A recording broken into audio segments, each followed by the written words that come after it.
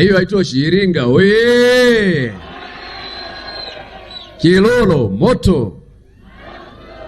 Mheshimiwa Waziri Mkuu wa Jamhuri ya Muungano wa Tanzania, baada ya salamu hizi za uwakilishi zilizofanywa vizuri kabisa na Mheshimiwa mbunge wa jimbo la Kilolo pamoja na mwenyekiti wa CCM kwa niaba ya viongozi wa vyama vya siasa, lakini akiwa na dhamana ya chama kinachoongoza serikali, naomba sasa niwasilishe salamu za mkoa kwa ufupi sana, kizingatia kwamba nilitoa salamu hizi jana ulipokuwa ukizungumza na wananchi wetu kupitia wilaya ya Iringa katika halmashauri ya manispaa ya Iringa.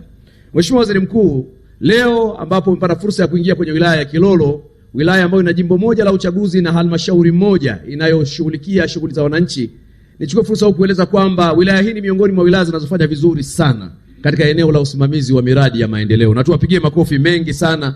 Wanayo timu nzuri ya mwenyekiti wa halmashauri, madiwani pamoja na watendaji wenye umakini mkubwa sana. Lakini upekee wa wilaya hii ni wilaya ambayo ukielekeza saa 7, saa 8 wanaanza utekelezaji wa maelekezo yaliyotoka na saa 10 unaanza kuhisi matokeo ya kazi uliyowaelekeza. Tuwapigie makofi mengi sana. Kama ambavyo ameeleza Mheshimiwa mbunge, kimkakati wilaya ya Kilolo ni wilaya ya uzalishaji.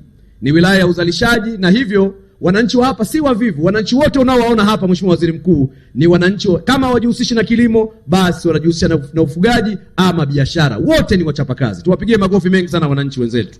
Sasa kulingana na kwamba kila mwananchi wa Kilolo anapenda kazi na anajituma kufanya kazi, changamoto kubwa ambayo inajirudia kila wanapopata nafasi wasemaji kusema ni changamoto ya barabara, kwa sababu hapa tuna fursa ya misitu. Mbao zinatoka msituni kuja mjini zinahitaji barabara. Hapa tuna fursa ya kilimo. Mazao yanatoka mashambani yanakuja mjini kwa ajili ya biashara. Lakini hapa tunayo hifadhi ya Uduzungwa ya utalii, ambao watalii wanatamani kwenda na wanatamani kutoka, na njia zote hizi zinahitaji barabara za uhakika. Kwa hiyo tunapoizungumzia Kilolo tunazungumzia wilaya ambayo ina fursa nyingi sana, na ndio maana serikali, Mheshimiwa Waziri Mkuu, imewekeza fedha nyingi kwenye eneo la barabara. Barabara uliyoiona ni miongoni mwa barabara chache ambazo ziko kwenye mipango ya serikali, na ni miongoni mwa barabara chache ambazo ziko kwenye utekelezaji, ili kuhakikisha hili jambo ambalo wazungu wanasema a sleeping giant, ili dude kubwa hili liweze kuamshwa na miundombinu kuleta tija ya uzalishaji na hatimaye mambo yaweze kwenda vizuri. Kwa uchache katika eneo la kilimo, Mheshimiwa Waziri Mkuu, wilaya hii ina uwezo wa kuzalisha parachichi, miwa, kahawa, ngano, chai na mazao mengine ya mboga, lakini yakizalishwa yanatokaje? Hiyo ndio changamoto ambayo serikali sasa inashughulika nayo. Lakini eneo la pili, wilaya hii ina fursa ya misitu, inazalisha mbao za kila aina ambazo zinaweza kutengeneza samani na zinaweza zikatumika kwenye majenzi. Changamoto kubwa ni barabara. Ndio maana ukanda huu tunawekeza nguvu kubwa barabara hii ikamilike, na hiyo kilomita 17 waliokuomba tunaamini serikali itafanya jambo.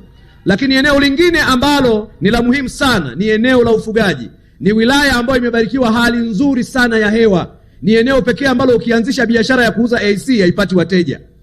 Lakini hali hii nzuri ya hewa inasaidia sana katika ufugaji wa ng'ombe wa nyama na ng'ombe wa maziwa.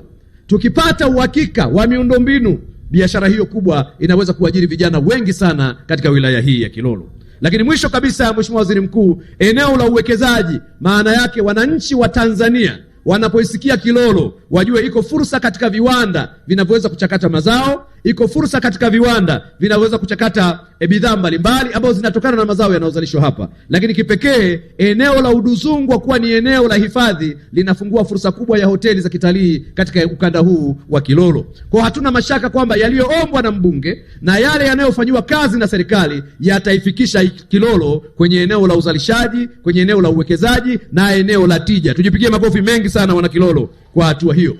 Lakini nikutoe mashaka, Mheshimiwa Waziri Mkuu, kutokana na unyeti wa wilaya hii, ndio maana serikali hapa imeweka miguu yote miwili kuhakikisha tunasimamia kikamilifu huduma kwa wananchi, tunasimamia kikamilifu miradi ya maendeleo, tunasimamia kikamilifu utatuzi wa kero za wananchi, ili lengo la wilaya hii kubeba ustawi wa wananchi liweze kutimia. Jipigieni makofi mengi sana wana Kilolo kwa kazi kubwa na nzuri. Mwisho ni washukuru sana wananchi wenzangu wa wilaya ya Kilolo, ni wa kweli. Kukiwa na changamoto yoyote, kwa message watatuma, kwa simu watapiga, kwa barua wataleta, ili tatizo hilo litatuliwe kwa wakati. Jipigieni makofi tena kwa uwazi na ukweli wana Kilolo. Na kwa uwazi huo tumejikuta tunajenga wilaya hii kwa kasi na mafanikio makubwa. Niwapongeze sana mkurugenzi wa halmashauri na wataalamu, kazi ni nzuri Mheshimiwa Waziri Mkuu. Tuna mkurugenzi mdogo kuliko wote kwenye mkoa huu, lakini kazi yake ni ya viwango sana. Tumpigie makofi mengi sana mkurugenzi wetu. Lakini pia tunaye mwenyekiti wa halmashauri hapa, mwenyekiti wa viwango pia apigiwe makofi mengi sana. Nimeamua kuwapongeza watu hawa hadharani kwa sababu wakati ninakuwa mkuu wa mkoa kwa mara ya kwanza, wilaya iliyotutesa ilikuwa ni wilaya ya Kilolo. Lakini wilaya ambayo sasa inakuwa ya mfano ni wilaya ya Kilolo. Tuwapigie makofi tena kwa mageuzi makubwa. Baada ya maelezo haya mengi sana, Mheshimiwa Waziri Mkuu, kwa heshima kubwa, wananchi hawa walilala wakiwaza tutaamka saa ngapi ili tuende kwenye mkutano. Viongozi wote hawa walijiandaa tutaamka saa ngapi tukamsaidia kiongozi wetu kufanya kilichomleta kwenye mkutano. Na leo bahati imetimia, siku imefika na watu hawa wote wako tayari. Wako tayari kumsikiliza mtu ambaye anajua kazi aliyopewa. Wako tayari kumsikiliza mtu ambaye anaipenda nchi yake bila mashaka. Wako tayari kumsikiliza mzalendo wa kweli kwa maneno na matendo. Na wako tayari kumsikiliza kilanja mkuu wa shughuli za serikali ndani ya nchi yao. Naye si mwingine ni Dr. Mwigulu Lameck Nchemba. Mheshimiwa Waziri Mkuu, karibu uzungumze na wananchi. Tumpigie makofi mengi sana Waziri Mkuu wakati anakuja kuzungumza nasi hapa. Tupige makofi mengi sana kwa Mheshimiwa Waziri Mkuu.